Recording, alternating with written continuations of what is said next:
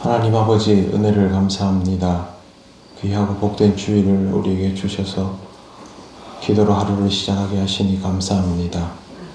말씀을 따라 기도의 자리로 나가는 우리들 되게 하옵소서.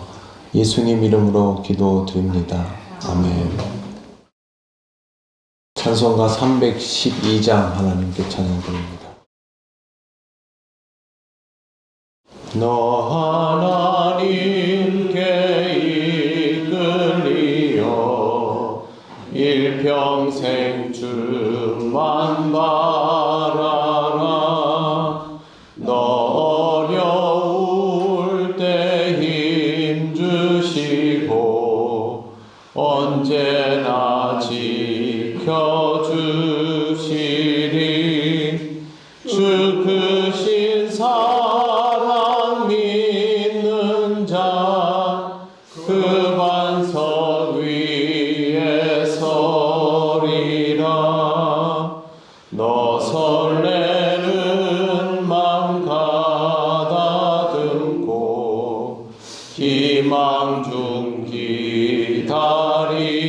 기다리면서 그 은혜로신 주의 뜻과 사랑에 만족하여라.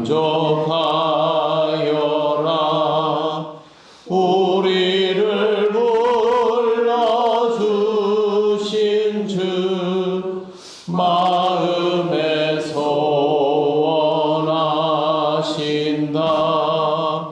주 찬양하고 기도하며 내 본분 힘써 다하라.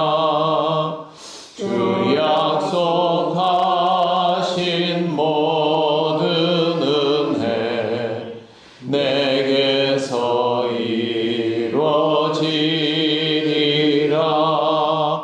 참되고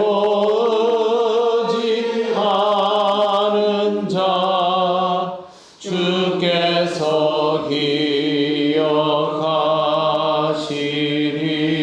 기억하시리. 아멘. 하나님 말씀 누가복음 21장 7절에서 9절입니다. 다 같이 봉독하겠습니다.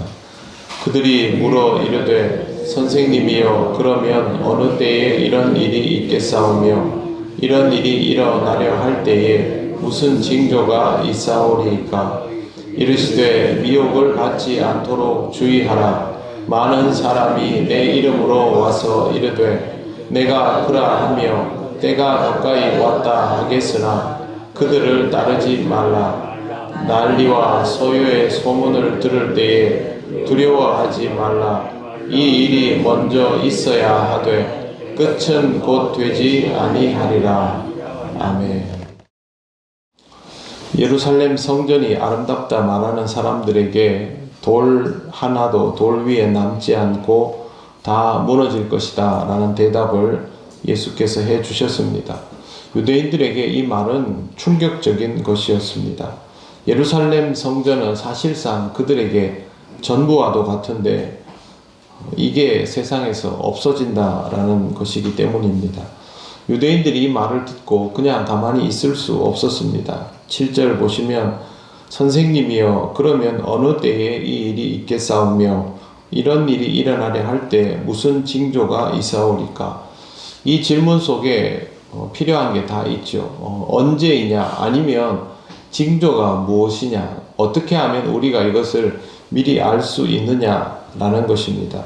염려가 되어서 이 질문을 하였지만 예수님은 언제다라는 대답은 해주지 않고 이렇게 말씀하십니다. 8절 보시면 이르시되 미혹을 받지 않도록 주의하라. 많은 사람이 내 이름으로 와서 이르되 내가 그라 하며 때가 가까이 왔다 하겠으나 그들을 따르지 말라. 언제이다 라는 말씀은 하시지 않고 미혹받지 않도록 주의하라고만 하십니다. 그 징조가 뭐냐 하면 많은 사람이 내 이름으로 와서 내가 그라 하며 라는 표현에 나와 있습니다.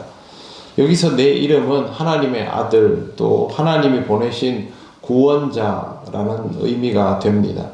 하나님은 예수 그리스도만 보내셨지만 자신이 하나님이 보내신 구원자 메시아라고 말하면서 그렇게 자기 자신이 메시아라고 속이는 그런 사람들이 나타날 때가 온다 하신 것입니다.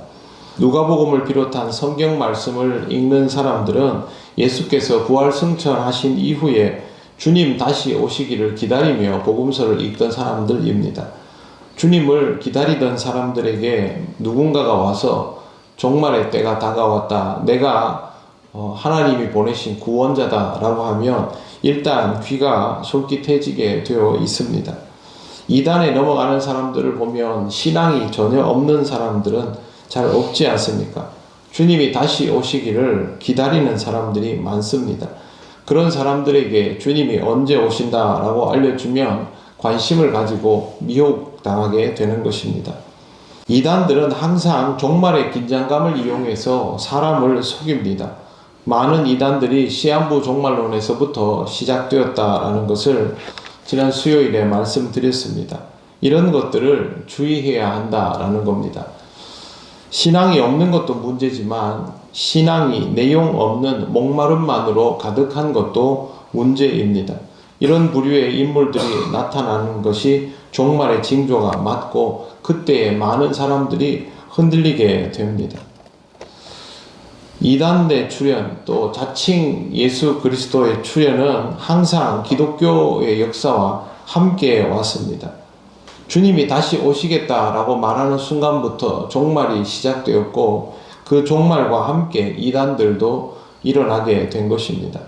주님은 9절에서 그들을 따르지 말라고 분명히 말씀하십니다. 난리와 소요의 소문을 들을 때에 두려워하지 말라. 이런 재난이 징조다. 이런 일이 종말에 가깝다. 이런 전염병이 창궐하면 말세가 온다. 이런 말들에 대해서 두려워하지 말라고 합니다. 이 일이 먼저 있어야 하되 끝은 곧 되지 아니하리라. 이런 것들을 가지고 종말에 대한 긴장감을 가지고는 있어야 하지만 그것이 마지막을 뜻하는 것은 아니다라는 것입니다. 아직은 성전이 무너진 때는 아니다라고 하셨고 그 시간들이 지나고 나면 성전이 무너질 것을 말씀하셨습니다. 유대인들에게는 유대인들의 자기들의 생존 기간 안에 이러한 일들이 이루어지게 됩니다. 그러면 우리는 이 말씀과 아무 상관이 없습니까? 그렇지 않습니다. 하나님의 임재가 이루어져야 하는 곳에서 하나님의 임재가 이루어지지 않으면 예수께서 예루살렘 성전을 향하여 말씀하신 그것이 고스란히 우리에게 적용됩니다. 성전이 무너지게 되는 이유는 무엇입니까? 로마가 그들을 짓밟아서 무너지는 것입니까? 그렇지 않습니다.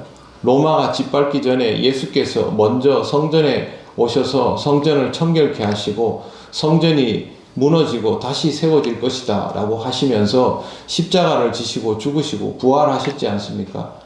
그때 예수님께서 선언하는 그때 성전은 이미 무너진 것이고 로마는 그 잔해를 치우는 것에 불과합니다.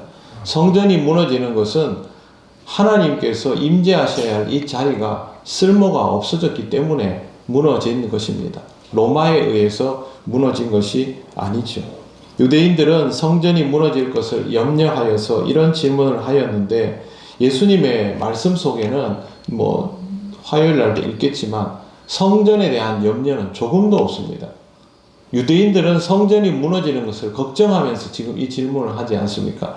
그러나 예수님은 이 내용을 계속 얘기하시면서 성전에 대한 미련이 요만큼도 없습니다. 왜 그러냐 하면 이 성전은 쓸모가 없는 겁니다.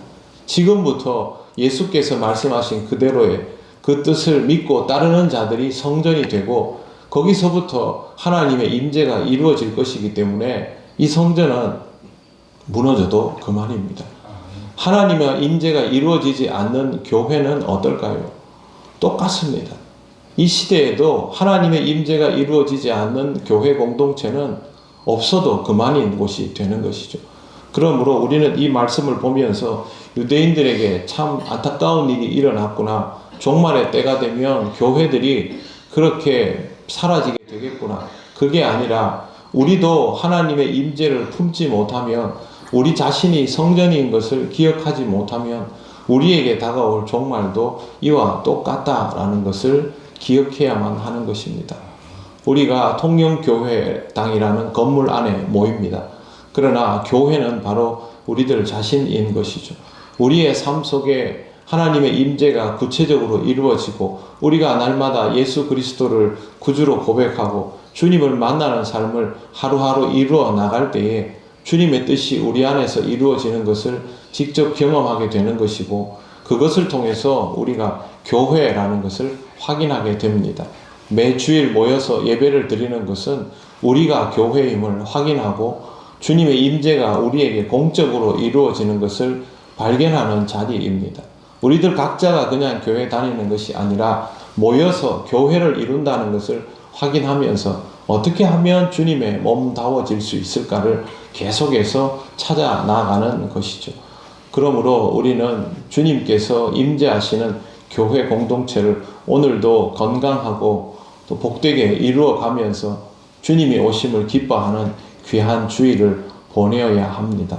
이 시간들이 하루하루 쌓일 때에 하나님은 언제나 우리를 들어 사용하시고 주의 몸된 교회는 계속되며 우리 같은 사람들은 앞으로도 계속 하나님의 은혜를 누리고 구원받는 기쁨을 누리게 되는 것입니다. 우리들의 자리가 어떠한지를 잘 기억하고 오늘도 귀하고 복된 마음으로 주의 성전을 이루어가는 우리 통영교회가 되면 좋겠습니다. 기도드리겠습니다. 하나님 감사합니다. 오늘 이 말씀을 통하여 우리에게 깨닫게 하여 주신 것을 잘 기억하게 하시고 항상 우리가 모여 주님의 몸된 교회를 이름을 잊지 않게 하시고 주님이 기뻐하시는 일들을 통하여 주님의 임재가 늘 이루어지는 신앙 공동체로 사라지게 하옵소서. 오늘 거룩한 주일 주님께 영광 돌리는 우리들 되기를 원하오며 예수님 이름으로 기도드립니다. 아멘. 하늘에 계신 우리 아버지의 이름을 거룩하게 하시며 아버지의 나라가 오게 하시며 아버지의 뜻이 하늘에서와 같이 땅에서도 이루어지게 하소서. 오늘 우리에게 일용할 양식을 주시고 우리가 우리에게 잘못한 사람을 용서하여 준 것 같이 우리 죄를 용서하여 주시고 우리를 시험에 빠지지 않게 하시고 악에서 구하소서.